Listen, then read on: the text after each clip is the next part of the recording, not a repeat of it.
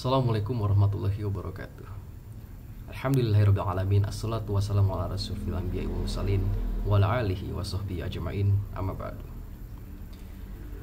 Yang terhormat Bapak Dadi Mutada selaku pengasuh pesantren Institut Al-Mutada serta segenap mentor pesantren Al-Mutada yang saya banggakan, serta para hadirin yang tengah menyaksikan video ini.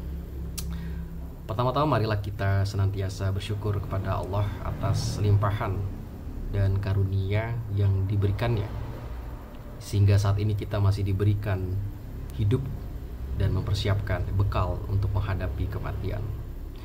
Selawat serta salam juga semoga tetap tercurahkan kepada junjungan baginda Nabi Muhammad SAW, karena berkat beliau kita semua dibawa dari zaman jahiliyah menuju zaman peradaban.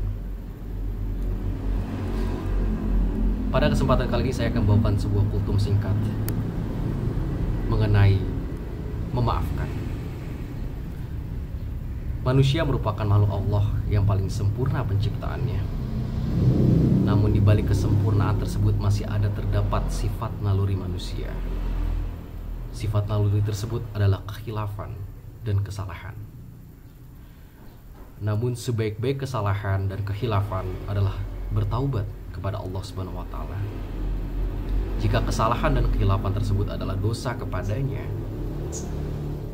namun apabila kekhilafan dan kesalahan tersebut berasal dari manusia, maka hendaknya kita meminta maaf dan saling memaafkan.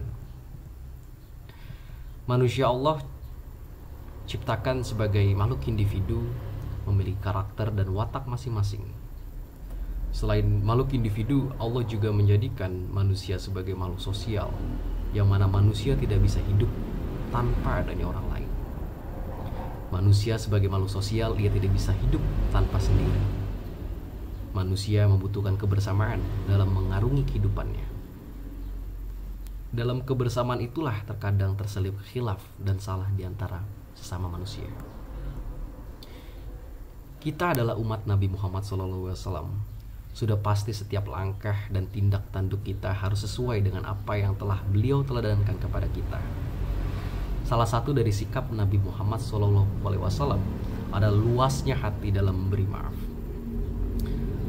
Rasulullah adalah salah satu orang yang di masa hidupnya penuh dengan ujian. Terlebih lagi saat pertama kali menapaki dakwah, serangan bertubi-tubi menimpa Rasulullah dari orang-orang yang merasa terganggu dengan dakwah beliau.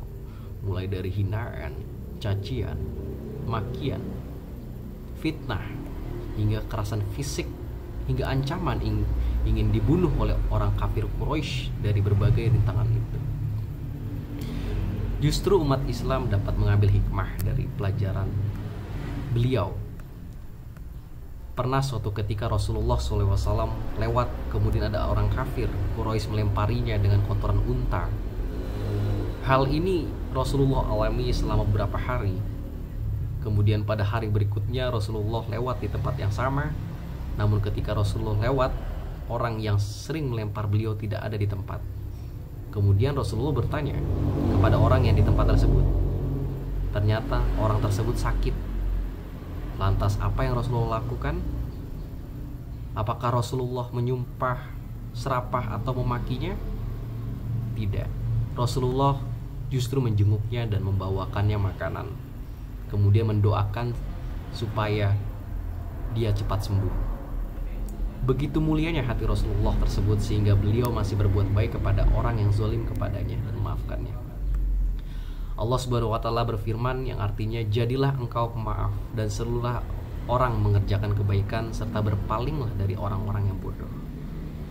Surat Al-A'raf ayat 199. Sungguh saling memaafkan bukanlah tanda suatu kelemahan atau kekalahan.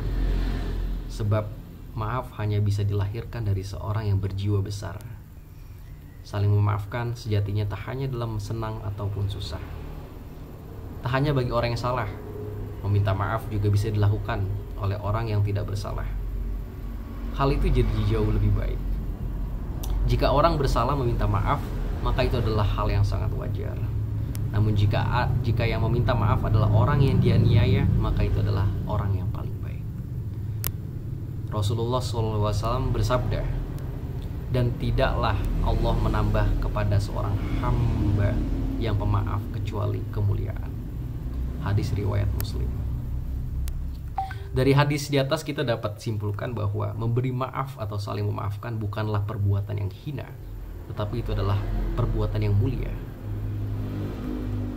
Banyak hal yang tidak disadari oleh semua orang dalam pergaulan dengan sesama adalah melakukan kesalahan, baik secara lisan ataupun perbuatan yang tidak disengaja telah melukai perasaan orang lain.